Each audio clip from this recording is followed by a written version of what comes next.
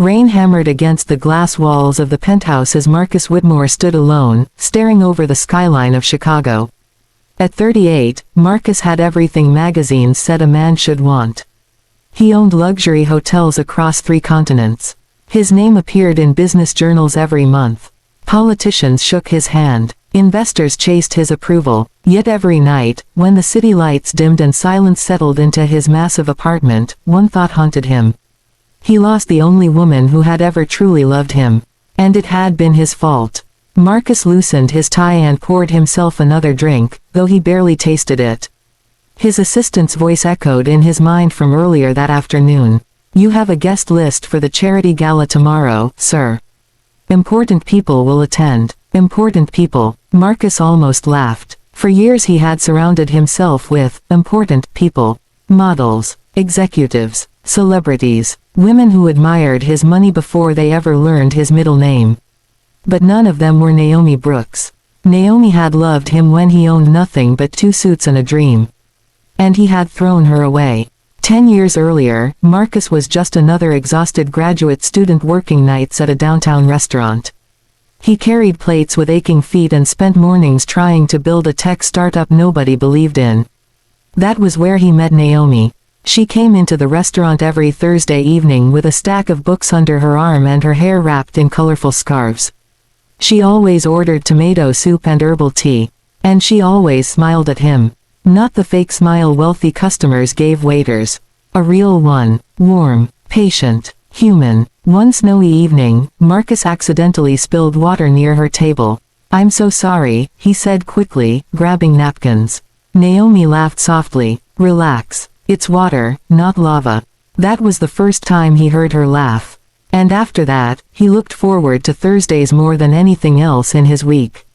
Eventually he learned she taught literature at a community arts program for teenagers on the South Side. She loved poetry, jazz music, old bookstores. She also challenged him constantly. "You work too much," she told him one night as they walked through freezing streets holding cheap coffee cups. "I'm building something." "You're running from something," she corrected. Marcus frowned. "What does that mean?" Naomi looked at him carefully. "It means you think success will finally make you feel worthy." Her words hit too close to home. Marcus grew up poor, painfully poor. His father disappeared when he was 8. His mother worked herself sick cleaning houses for wealthy families who barely looked at her. Marcus remembered standing outside expensive buildings as a child, promising himself one thing. One day, nobody would ever look down on him again. That hunger became obsession, and Naomi saw it clearly. Still, she loved him anyway. The first years were beautiful. They lived in a tiny apartment with unreliable heat and cockroaches in the kitchen. Naomi danced while cooking spaghetti. Marcus stayed awake designing software programs at their shaky dining table. Whenever he doubted himself, Naomi reminded him who he was. "You're going to succeed," she whispered one night against his chest. "How do you know?" "Because you care too much not to." Marcus kissed her forehead. Back then, he believed love would survive anything. But success changes people slowly. At first, it was harmless.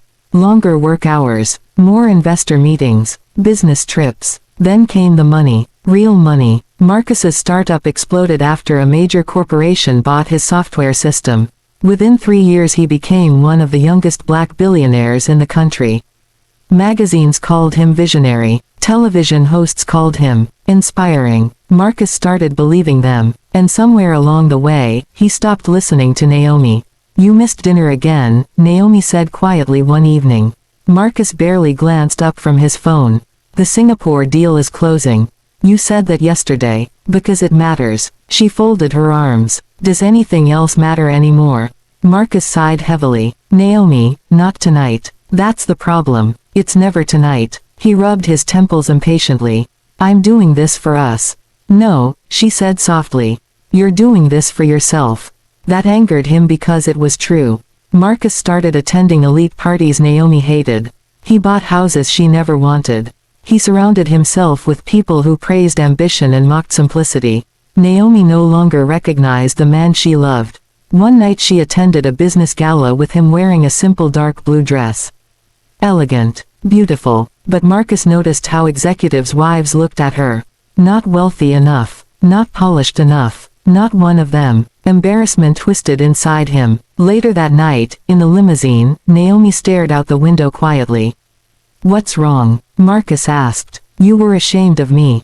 His jaw tightened. "Don't start. You barely introduced me. You don't understand how these rooms work."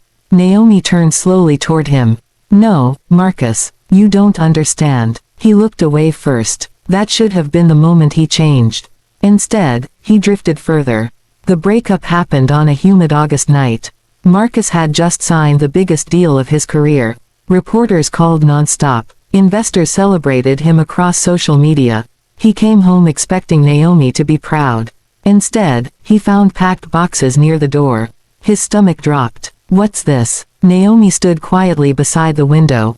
"I'm leaving." Marcus laughed once in disbelief.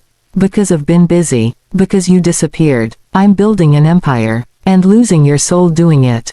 He stepped closer angrily. "You knew who I was." "No," Naomi whispered painfully. "I knew who you were before all this." The silence between them felt unbearable. Finally Marcus spoke coldly. "If you walk out that door, don't come back." Even as he said it, part of him prayed she would stay. Naomi's eyes filled with tears. "That's the saddest thing you've ever said to me." Then she picked up her suitcase and left. Marcus let her go. Pride is a cruel thing. It convinces people they have time. Months passed. Then years. Marcus dated famous women, influencers, actresses, models. None lasted. Because every relationship eventually revealed the same truth. He never stopped loving Naomi. Sometimes he searched for her online late at night. But Naomi had vanished completely. No interviews, no public profiles, nothing. And eventually, Marcus convinced himself she probably hated him anyway. So he buried himself deeper in work.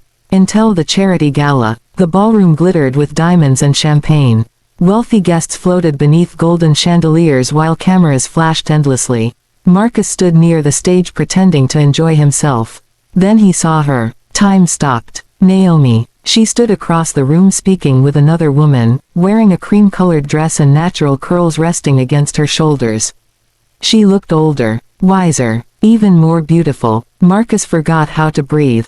For a moment he couldn't move. Then Naomi turned. Their eyes met. Shock crossed her face first. Then calm. Not anger. Not longing. Just calm. And somehow that hurt worse. Marcus walked toward her slowly. "Naomi." She gave a polite smile. "Hello, Marcus." Hearing her say his name again after 10 years nearly destroyed him. "You look," he struggled for words. "Older," she teased lightly. He shook his head. "Happy." Naomi's expression softened slightly. "I am." That answer hit him like a knife. Not because she was happy. Because he realized she had learned to be happy without him. They talked awkwardly for several minutes. Marcus learned she now directed a nonprofit arts academy for underprivileged children. She had helped hundreds of teenagers receive scholarships and opportunities. "That sounds incredible," he admitted.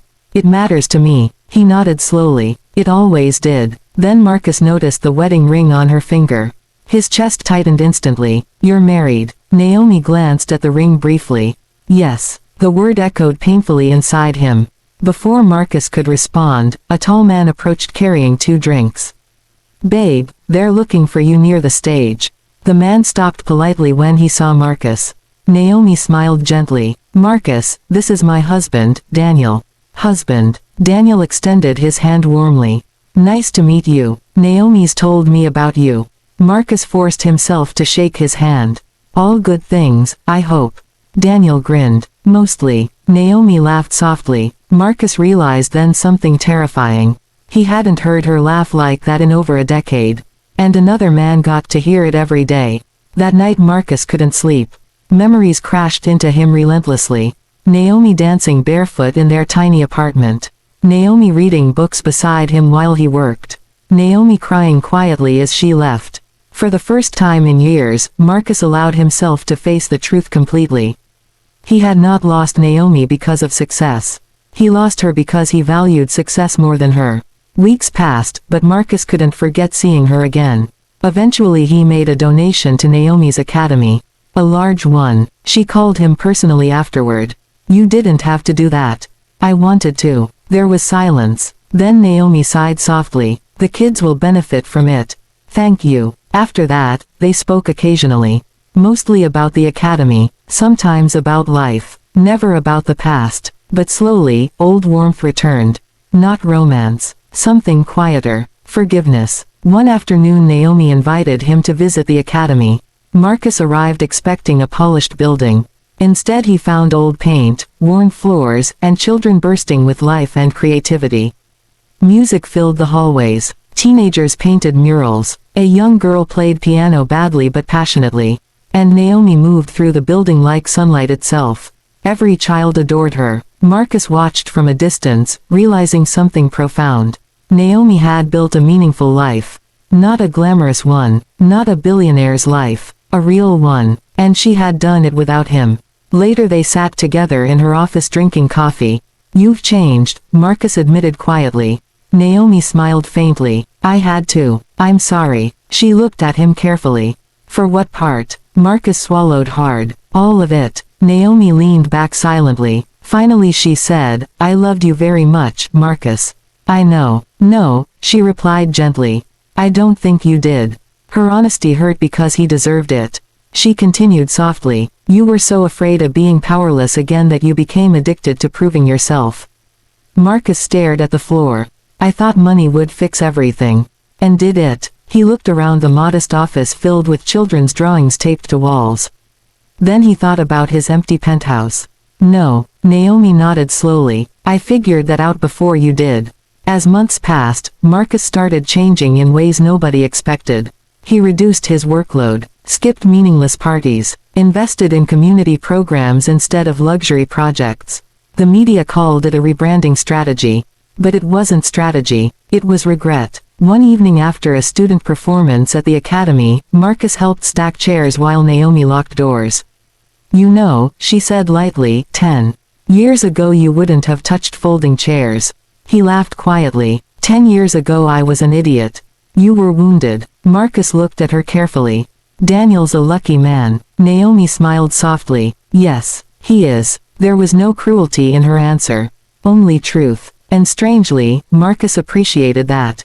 Because for the first time, he loved her enough to accept her happiness, even when he wasn't part of it. Winter arrived early that year. Snow covered Chicago streets as Marcus attended the Academy's annual holiday concert. Children sang off-key. Parents cried proudly. Naomi stood near the stage clapping with joy. At one point, her eyes found Marcus in the audience.